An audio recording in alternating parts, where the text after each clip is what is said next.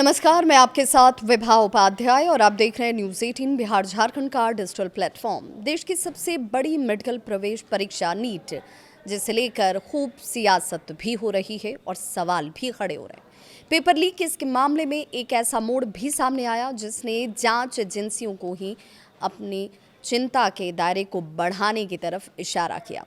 अब तक सिर्फ पेपर लीक की बात हो रही थी, लेकिन अब जांच में एक हैंडराइटिंग गेस पेपर की एंट्री हो चुकी है। जी हाँ, ये हैंड रिटन गेस पेपर क्या है, इससे भी समझेंगे। दावे में कितनी सच्चाई है और इसके पीछे का आधार क्या है।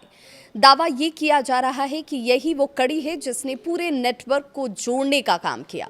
सूत्र ये कहते हैं कि इस हैंड रिटन गेस पेपर की कॉपी कुछ चुनिंदा छात्रों तक परीक्षा से पहले पहुंचाई गई थी। सबसे चौंकाने वाली बात ये कि इस गेस पेपर में मौजूद कई सवाल बाद में असली पेपर से बिल्कुल मेल खाते हुए नजर आए। यानी अब सवाल सिर्फ पेपर लीक का नहीं, बल्कि उस पूरे सिस्टम का है जहां पहले से सवाल तैयार करवाए गए, उन्हें सीमित लोगों तक पहुंचाया गया और फिर एक संगठित तरीके से पूरा खेल खेला गया। अब जांच एजेंसियों की नजर एक ऐसे नाम पर टिकी हुई है जिसे लेकर कई बड़े दावे तक सामने आ रहे हैं।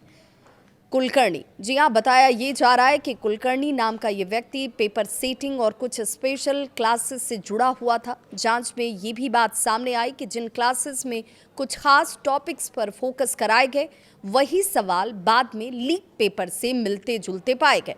यहीं से जांच और ज्यादा गंभीर हो गई। एजेंसियां अब इस बात का पता लगाने में जुटी हैं कि आखिर ये सिर्फ संयोग था या फिर पहले से तैयार किया गया एक पूरा प्लान। लेकिन कहानी यहीं खत्म नहीं होती। सूत्रों ये भी कहते हैं कि ये गेस पेपर बाद में एक सीक्रेट ग्रुप तक भी पहुंचाया गया। इसी ग्रुप के जरिए सवाल और उनके जवाब चुनिंदा लोगों में शेयर किए गए।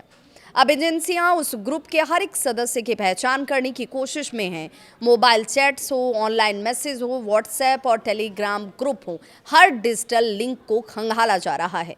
जांच एजेंसियों का ये मानना है कि ये मामला सिर्फ एक गेस पेपर का या फिर कुछ छात्रों तक सीमित नहीं है। इसके पीछे एक बड़ा नेटवर्क काम कर सकता है, जिसमें कोचिंग कनेक्शन होंगे, पेपर सेटिंग हो सकती है, डिजिटल चैनल्स हो सकते हैं, सब कुछ इसमें शामिल हो सकता है।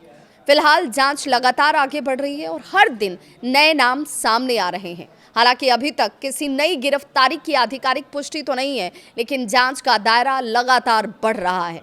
इस पूरे मामले ने लाखों छात्रों और उनके अभिभावकों की चिंता को बढ़ा दिया है, क्योंकि नीट सिर्फ एक परीक्षा नहीं, बल्कि लाखों छात्रों के भविष्य का सवाल है। अब सबसे बड़ा सवाल तो यही कि क्या ये सिर्फ कुछ लोगों की साजिश थी या फिर नीट जैसी बड़ी परीक्षा के पीछे कोई बहुत बड़ा नेटवर्क काम कर रहा था।